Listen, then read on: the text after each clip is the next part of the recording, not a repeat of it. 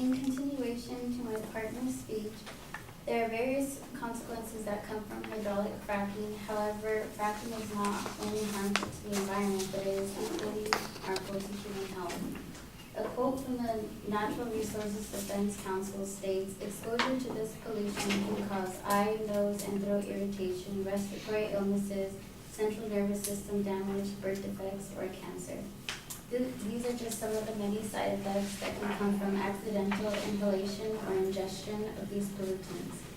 It is a widespread assumption that society believes fracking is poor for the planet and poor for health of all organisms inhabiting it. However, some fail to realize that faulty regulations have a lot to do with these recurring issues. Oil and gas industries have been exempted from many regulations that are meant to limit the pollution from industrial activity. Another quote from National Resources Defense Council states that over the years, Congress has granted the oil and gas industry unprecedented exemptions from the parts of our nation's most basic protective laws, including the Clean Air Act and the Safe Drinking Water Act. An example of an exemption is allowing a certain amount of an injection of hydrocarbon to be inputted into an aquifer.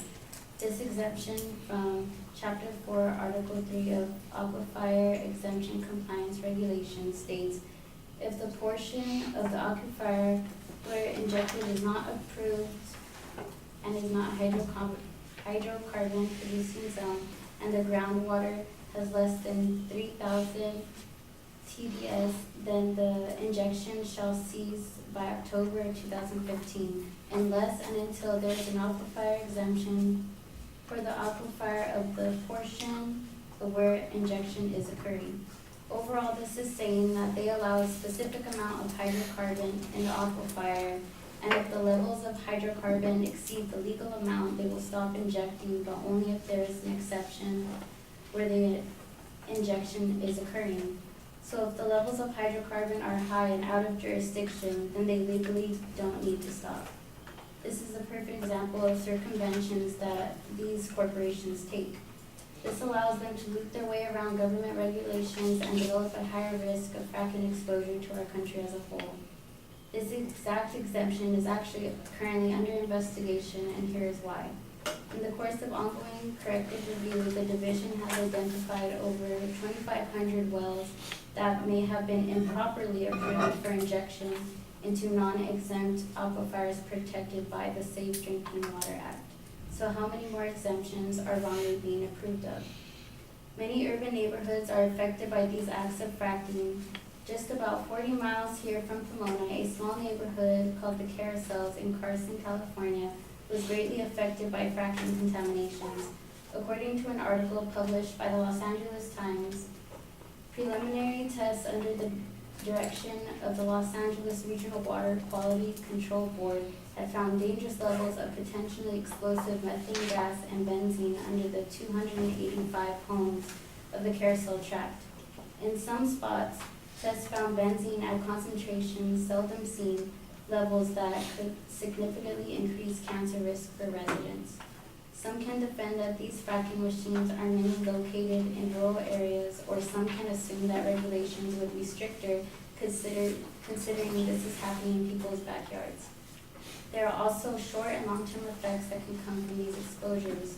Another quote from the Los Angeles Times states, in a letter to the Water Board, the cancer risk exceeds the Federal Environmental Protection Agency's level by a risk factor of 1,400. At that high level, the concentration of benzene in soil gas would be estimated to cause one additional cancer case for each 10 people who breathed it for 30 years of a 70-year lifetime.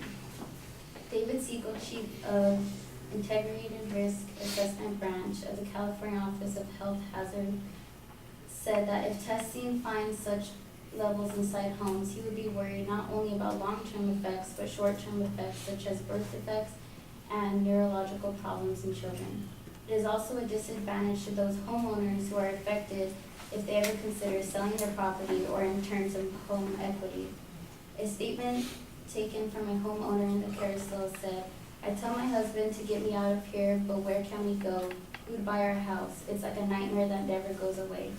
So people that want to leave can't because they can't afford to leave, and they end up stuck dealing with these health risks. Many of us even see these machines in our own communities, and it does indeed make you wonder if your own household environment is safe. Although the government has oil and gas production regulations in place, the degree of effectiveness is questionable.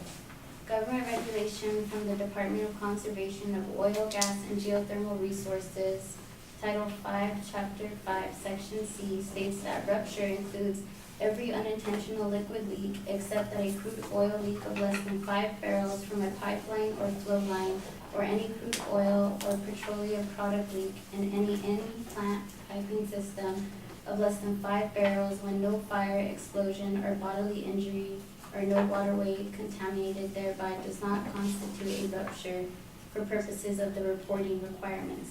Basically, for a spill to be considered a quote-unquote rupture, it needs to be no less than 5 barrels of oil with no fire, explosion, or bodily injury, or no waterway contamination, meaning that they don't want reports that are in their terms little spills.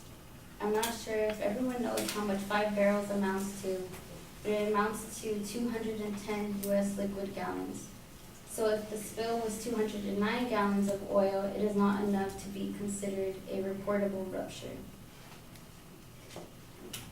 These can be solved by increasing the severity of these regulations by, for example, lowering the spill report requirements by less than half than what the current standard is, or making sure that these reports are being properly filed and dealt with.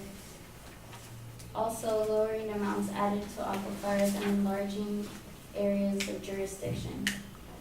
Simple adjustments like these can be passed without changing and causing a bother to current working lifestyles. We understand that hydraulic fracturing is the most efficient and cost-affordable energy source we have today.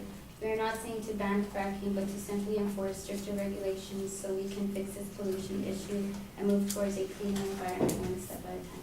Thank you.